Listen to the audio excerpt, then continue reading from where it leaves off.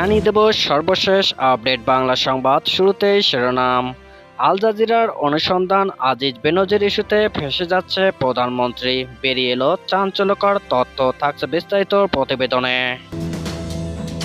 সবশেষে জানিয়ে দেব জামায়াত নিয়ে কাদেরের এত জ্বালা কেন। থাকছে বিস্তারিত প্রতিবেদনে।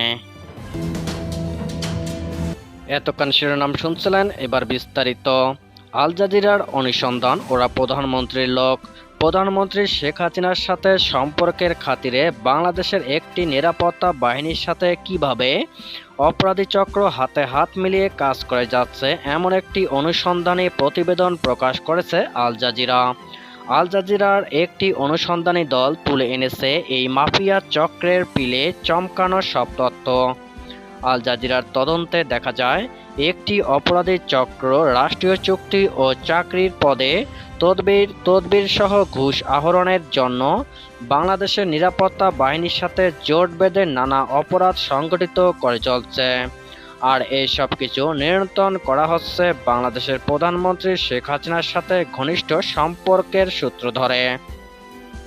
জানা যায়, হারিস আহমেদ ও আনিস আহমেদ দুজনই বাংলাদেশের হত্যাকাণ্ডের দ্বন্দ্বে দ্বন্দ্বিত দোষী সাব্যস্ত আসামি এবং তারা তাদের ভাই সেনাপ্রধান জেনারেল আজিজ আহমেদ এর সহযোগিতায় আইনশৃঙ্খলা বাহিনীর চোখের সামনে দিয়ে বিদেশে পাড়ি জমানোর সুযোগ পেয়েছেন। আর শেখ হাসিনার সাথে ঘনিষ্ঠতাকে কাজে লাগিয়ে জেনারেল আজিজ আহমেদ এই সুযোগ সৃষ্টি করেছেন। 2 বছর যাবত তদন্ত করে বিসিবির অনুসন্ধান দল তথ্য পায় যে 1996 সালে মোস্তাফিজুর রহমান হত্যার সাথে সরাসরি জড়িত থাকায় আদালত কর্তৃক দোষী সাব্যস্ত হয় জেনারেল আজিজের 2 ভাই হারিস ও আনিস। এই হত্যার পর হারিস ও আনিস বিদেশে পালিয়ে যায়।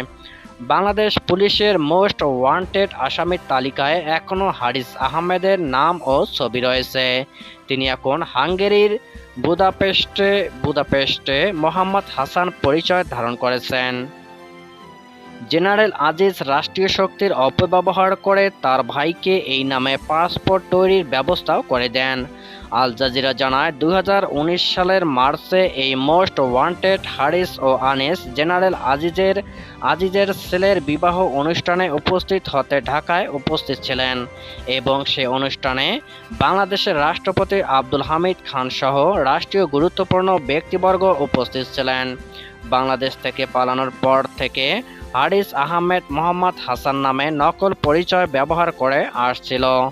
আল জাজিরার প্রাপ্ত নথি ফাঁস হওয়া ডকুমেন্টগুলি প্রকাশ করে যে কিভাবে জেনারেল আজিজ হারিসকে এই মিথ্যা পরিচয় তৈরি করতে সহায়তা করার জন্য সামরিক কর্মকর্তাদের ব্যবহার করেছিলেন, যা তখন ইউরোপে ব্যবসা প্রতিষ্ঠান করতে এবং বিশ্বজুড়ে সম্পত্তি কেনার জন্য ব্যবহৃত হয়েছিল।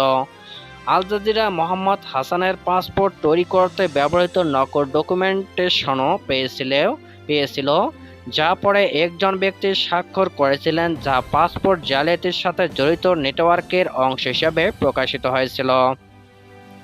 দেশের অনেক বড় বড় সরকারি পদে গুরুত্বপূর্ণ বদলি সিদ্ধান্ত মোটা অঙ্কের ঘুষের বিনিময়ে এই আহমেদ চক্র নিয়ন্ত্রণ করে বলে তথ্য দিয়েছে আল জাজিরা। গোপন রেকর্ডিং এ হারিস দাবি করেন, এই বদলি ঘুষ স্বরাষ্ট্রমন্ত্রী, মহাপরিদর্শক ও পুলিশ কমিশনার গ্রহণ করেছেন। তিনি দাবি করেছেন যে তিনি যে রাজনীতিবিদদের সুরক্ষা দিতেন তার সমর্থন রয়েছে। তিনি বলেছিলেন, এমনকি প্রধানমন্ত্রী শেখ হাসিনা বলেছেন, হারিস যদি কিছু করতে চায় তবে তাকে তা করতে দিন, আমরা সাহায্য করব। বিবিসির অনুসন্ধান বলছে, 1980 ও 1990 এর দশকে বিরোধী রাজনীতিবিদ ও আওয়ামী লীগের নেতা থাকাকালীন হারিস ও আনিস আহমদ শেখ হাসিনার দেহরক্ষী ছিলেন। আল জাজিরার কাছ থেকে প্রাপ্ত একটি ফোন রেকর্ডিংয়ে জেনারেল আহমেদ স্বীকার করেছেন যে কিভাবে শেখ হাসিনা তার ভাইদের ব্যাপারে দলের অভ্যন্তরীণ নেতৃবৃন্দের কাছে নিজের অবস্থান স্পষ্ট করেছিলেন। দেখুন, তার ভাইরা কারা আমার চেয়ে ভালো জানেন না। আপনারা কোথায় ছিলেন যখন আমার বাড়িতে গ্রেনেড নিক্ষেপ করা হয়েছিল? সমালোচক নেতাদেরকে এভাবেই জবাব দিয়েছিলেন প্রধানমন্ত্রী শেখ হাসিনা, এই জিনিসগুলি আমার বাড়িতে ঘটেছিল, আপনি কোথায় ছিলেন? এই চিফের ভাই জেনারেল আজিজ আহমেদ আমাদের চারপাশে ছিলেন, তারা আমার মূল ভিত্তি ছিল। বিএনপি মহাসচিব মির্জা ফখরুল ইসলাম আলমগীর গত রোববার একটি প্রোগ্রামে আলোচনা করতে গিয়ে জামায়াত শিবির নিয়ে কিছু কথা বলেছেন। তিনি বলেছেন, জামায়াত যে কর্মকৌশল গ্রহণ করেছে সেটা অত্যন্ত বিজ্ঞানসম্মত, আর ছাত্র শিবিরের স্টাডিজ সেল আছে, তারা পড়াশোনা করে। জামায়াতকে নিয়ে দেওয়া মির্জা ফখরুলের এসব কথায় আওয়ামী লীগের সাধারণ সম্পাদক ওবায়দুল কাদেরের শরীরে জ্বালা শুরু হয়ে গেছে। তিনি মির্জা ফখরুলের উপর চরমভাবে ক্ষিপ্ত হয়েছেন। এ নিয়ে সোমবার কাদের একটি বিবৃতিও দিয়েছেন। বিবৃতিতে তিনি জামায়াত সম্পর্কে বলেছেন, উগ্র সাম্প্রদায়িক গোষ্ঠীর স্বাধীনতা বিরোধী জামায়াত সম্পর্কে বিএনপি মহাসচিব মির্জা ফখরুল ইসলাম আলমগীরের বক্তব্য অযৌক্তিক ও দ্বিচারিতাপূর্ণ।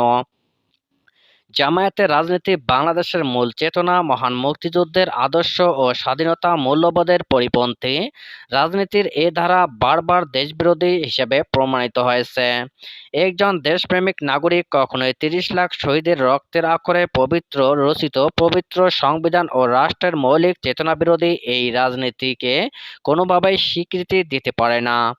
যাদের রাজনীতি দেশের ভিত্তিমূলে আঘাত হানে, তাদের কৌশলও কখনো বিজ্ঞানসম্মত বা যৌক্তিক হতে পারে না। জামায়াতকে নিয়ে ওবায়দুল কাদের যা বলেছেন, এগুলো নতুন কিছু না। ১৯৯৬ সালের সংসদ নির্বাচনের পর থেকেই শেখ হাসিনা ও তার দলের নেতারা প্রতিটি সভা সমাবেশে জামায়াতকে গালি দিয়ে আসছে। জামায়াতকে স্বাধীনতা বিরোধী বলে গালি না দিলে তাদের পেটের ভাতই হজম হয় না। জামায়াতকে গালি দেওয়া তাদের পুরনো অভ্যাস। প্রশ্ন হলো, বিএনপি মহাসচিব জামায়াতের পক্ষে কথা বলায় কাদেরের গায়ে জ্বালা ধরে গেছে। জামায়াত নিয়ে তাদের অন্তরে এত জ্বালা কেন? যেদিন জামায়াতকে নিয়ে বিএনপি সরকার বিরুদ্ধে রাজপথে আন্দোলন করেছিল, সেদিন এই জ্বালা কোথায় ছিল? যেদিন জামায়াতের তৎকালীন সেক্রেটারি জেনারেল মাওলানা মতিউর রহমান নিজামীর সাথে বসে সংবাদ সম্মেলন করেছিল, সেদিন এই জ্বালা কোথায় ছিল? আওয়ামী লীগের প্রেসিডেন্ট প্রার্থী বদরুল হায়দার চৌধুরী যখন জামায়াতের আমির অধ্যাপক গোলাম আজমের কাছে এসে সমর্থন চেয়েছিল, সেদিন এই জ্বালা কোথায় ছিল? ইতিহাস বলছে, তৎকালীন বিএনপি সরকারের স্বৈরাচারী ও অগণতান্ত্রিক আচরণের বিরুদ্ধে জামায়াতে ইসলামী প্রথম রাজপথে আন্দোলনের সূচনা করেছিল। বিএনপি সরকারের আচরণ দেখেই জামায়াত মনে করেছিল যে আগামীতে বিএনপির অধীনে সংসদ নির্বাচন সুষ্ঠু হবে না। এই লক্ষ্যে জামায়াতের তৎকালীন আমির অধ্যাপক গোলাম আজম নির্দলীয় নিরপেক্ষ সরকারের রূপরেখা পেশ করেছিলেন। তখন প্রধান বিরোধী দল আওয়ামী লীগও জামায়াতের এই কেয়ারটেকার সরকারের রূপরেখা সমর্থন করেছিল। জামায়াতের দেওয়া এই ফর্মুলা কেয়ারটেকার সরকারের অধীনে নির্বাচন দাবিতে তখন জামায়াতকে নিয়ে আওয়ামী লীগ বিএনপি সরকারের বিরুদ্ধে আন্দোলনে নামে। ৯৬ সালের ১৫ই ফেব্রুয়ারি একতরফা নির্বাচনের পর সরকার পতনের যে আন্দোলন গড়ে উঠেছিল, সেখানে জামায়াতের অবদানই ছিল বেশি। আওয়ামী লীগ জামায়াতের আন্দোলনের মাধ্যমে বিএনপি সরকারের পতনের পর ১২ জুন আবার সব দলের অংশগ্রহণে কেয়ারটেকার সরকারের অধীনে সংসদ নির্বাচন অনুষ্ঠিত হয়। এরপর ১২ জুনের নির্বাচনে বিজয়ী হয়ে সরকার গঠন করার পরই আওয়ামী লীগ পুরনো চেহারা প্রকাশিত হতে থাকে। শুরু হয় জামায়াতের উপর আওয়ামী লীগ সরকারের দমন-পীড়ন। দিন যত যায় সরকার নির্যাতনের মাত্রাও বাড়তে থাকে।